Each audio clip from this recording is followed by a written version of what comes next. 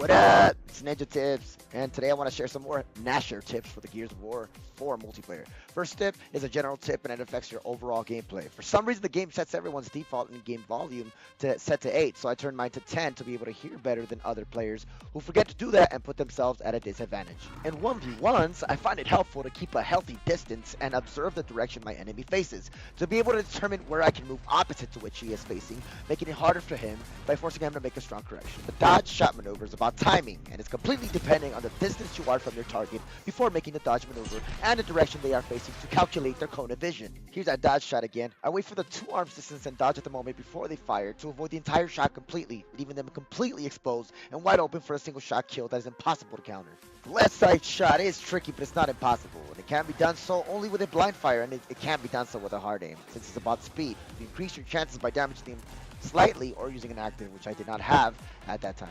Here's that left side shot again. It's similar to the dodge shot, except you're dodging at a 45-degree angle and firing before reaching cover. No secret that the Gnasher sucks if you're not close to your target, so before rushing into a hot spot, throwing a smoke usually does a trick to cause a perfect distraction for friendlies to move in or start shooting the rifles as soon as the enemy moves, which causes more distraction and opens up those opportunities to have that Gnasher reach.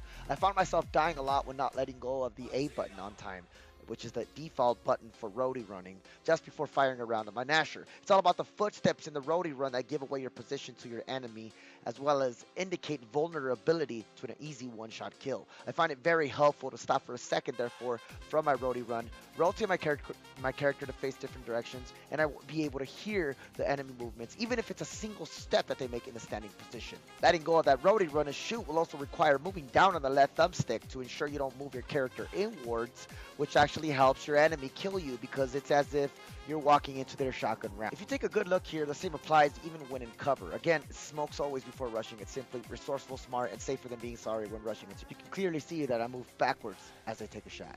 When approaching corners, unless it's a retro enforcer, it's impossible to tiptoe your way into a corner kill, but I always find it extremely helpful to my score and my chances of winning by utilizing any rifle first before using my Gnasher. It improves my chances of winning my 1v2 battles because it requires less Gnasher shots to down them, even if they counter shoot my way. The idea is to always fire whenever the opposing team color appears on your screen. So if I'm on the blue team, for example, I remind myself with a self-awareness moment of what team I'm on to look out for the opposing color to ensure I don't mistake an enemy for a friendly, and aim in mainly when my enemy isn't looking my way to ensure that I don't miss and always be able to assist my team no matter what.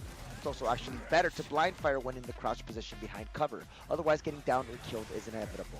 Firing one shot aimed in just before the enemy reaches the cover is also a sure way to get the upper hand in those close quarter encounters. Getting caught vulnerable is no reason to panic, since an active round can actually save your life by using it as a defensive and offensive tactic. Getting caught with a rifle in hand and getting shot once already lowers one's chances of survival by 50%. So to switch to the Gnasher faster helps me to make contact with the wall or object as I switch out to my Gnasher to ensure that the enemy doesn't realize that this exchange is taking place. And instead of a wall bounce 180, I'd rather choose to hold back on the left thumbstick and A button to run backward.